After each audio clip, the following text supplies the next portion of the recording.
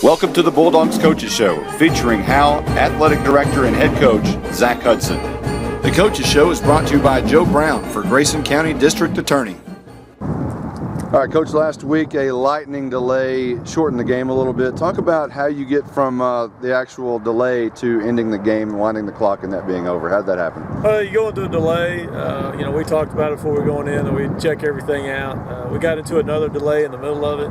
We had another lightning strike, and so we were going to, in essence, be in the locker rooms for around 50 minutes. And we came out, both coaches, we both came out and checked the field. The field was almost completely underwater. Both sidelines were underwater. We have a great drainage system, but it was just too much to handle. And it got to a point where you worry about kids' safety, number one. The game was in hand. We had the ball with 7-something minutes left, and we're going to run 3 minutes off the clock just by snapping it. And us up being ahead by so much, we just decided the best thing for the kids would be to call the game right there.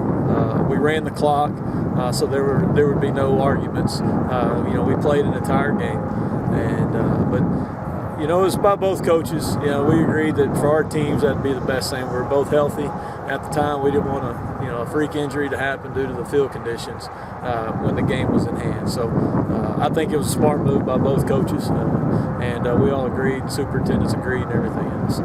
Looking forward, here we are a week later, and with rain in the forecast again for Friday night, moving this game up. And what went on for that conversation to be able to move that game up to Thursday?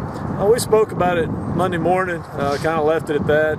Didn't really speak about it anymore. Then noticed everybody else was pushing their games to Thursday. There's a lot of scenarios in there that you can run into. A lot of lightning delays push you to Saturday, maybe even Monday. And things like that happen. Teams that are going to the playoffs don't want that to happen this late in the season. You can kind of absorb those extra days in the middle of the season, but at the end it makes it pretty difficult. White, they've got to win. They got to beat S&S to get in, and so they need to be healthy. They need to have a full week of practice next week. We need to be healthy and have a full week of practice and keep all of our kids on a normal schedule. So we decided to move to Thursday. I think it was a smart move. Get it in while the weather's nice, and you take those field conditions out when you talk about that. And our field held up pretty good, but you just take that out of the scenario. 4 shutouts for your defense so far this year. That's the first time that's happened in 17 years. Back-to-back shutouts is the first time in 14 years. This is no longer an offensive team. This is a well-balanced team, it seems, and if not, the defense may be carrying it. Well, it's all about philosophy. Every year it changes a little bit. Last year we thought we could outscore people, and we thought we had an offensive weapon that we could go in there. We started 5 freshmen on defense. And most of the time when that happens, you're not going to be very good, but you want to hold into games, and I thought we did that. This year we have all those freshmen now that are sophomores, and had 13 games last year. Now have had 7 or 8. So it's they've got some experience, they got confidence, and it's the same kids. It's the same exact kids that played last year, and they just have more experience and more confidence, and so it's evened it out. But now the offense can rely on the defense to get a stop, when we need to, and we can play a field position battle that we weren't able to play last year. And so I think that's helped our team a tremendous amount. Talking about Bulldog Stadium a little bit, it's held up pretty nicely as we look out on the field after the mud-soaked game. Is it in great shape for this game, or is it in good enough shape? What's your feeling? It's probably in better shape than anybody else's field, I can tell you that, after a varsity game being played on it.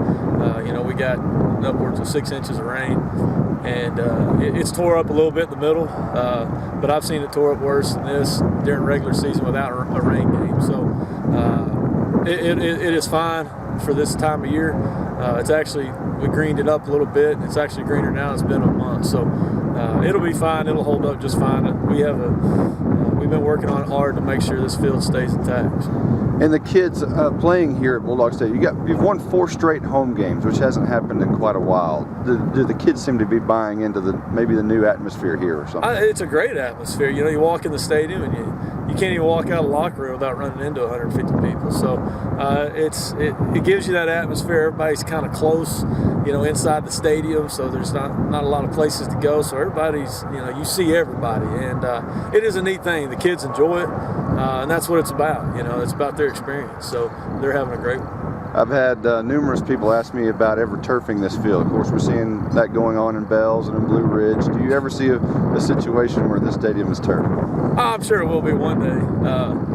Turf is a demon in itself. I think there's more injuries happen on turf than it does on natural grass when the grass is taken care of correctly.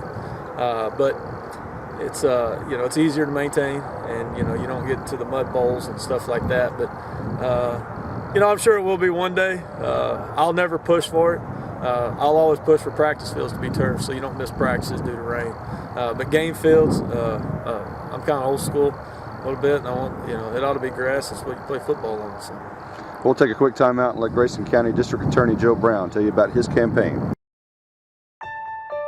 It's a great place to live, and it's a place I want to make better. We have a theater here, we have a symphony, we have all of the amenities that make this a great place to live. How do we continue to progress as a community while still holding on to those conservative values that we grew up with? And it's a question that I ask myself. After 15 years in office, it's not just a job, it can't be. Megan and I have decided to raise our kids here. We're invested in this community. When I think about my older daughter playing sports, or my younger daughter in theater, and think about what their life will be, I want them to have the same great experiences that I did growing up. And I want them to know that their dad did everything that he possibly could to keep this community safe, to make it a great place to grow up. Grayson County is growing. There's no way to deny that. And with that comes the opportunity for progress. Together, we can make sure it's the kind of progress that a community as great as ours deserves. Coach Whitewright, a new coach, they've changed again over there, and talk about their transition period, and what are you seeing from them over there on the field? Well, they're playing a little better football. They had a lot of young kids last year, kind of like us. We had a lot of young kids, and now that they've grown up here, they're playing better football. And those kids are. They've had a couple move-ins that have helped them. And so they're playing better football with some experience. Of course, it is a transition for them. They learn it's a different style of offense. It's still a spread, but, a different philosophy and things of that nature. Total different defense. So they're still learning, but their defense has really stepped up from all the young players last year. So they're playing good football, and we're going to have to get after it. Who's your emotional leader in the locker room or on the field for this team? We have a very different dynamic this year. We have a lot of kids that come out, and when they hit the field, they flip a switch, and they don't show that in the locker room. They don't show it in school. Ty Portman on the field, you're not going to play with him and Tanner Hartsfield. You're not going to play with any more energy than they are. So they're more leaders on the field and how we play our game, and that's what we want to see. Off the field, we have very steady kids. From our seniors, from Levi and Nick and all of them that are very steady. To guys that, in practice, Tristan Matthews and Jaden and them, they practice very hard. And so we have different leaders for different situations almost, which is a little odd, but sometimes things work, and it's working for us right now. Seems like the mentality of this team has changed. It's no longer we want to win. We want to dominate. Is that fair to say? Absolutely. I'm a defensive guy, and my philosophy is to hit you in the mouth. And now we've got that offensive philosophy also, and so our kids have taken that on, and they go out there to play the game as hard as it can be played. They're not trying to move around people. They're not trying to go around blocks or anything else. They're trying to go through people, and that's our philosophy, and that's what we live and die by. And so they bought in, and it's fun to watch. And let's finally talk about the district scenarios. What happens if you win?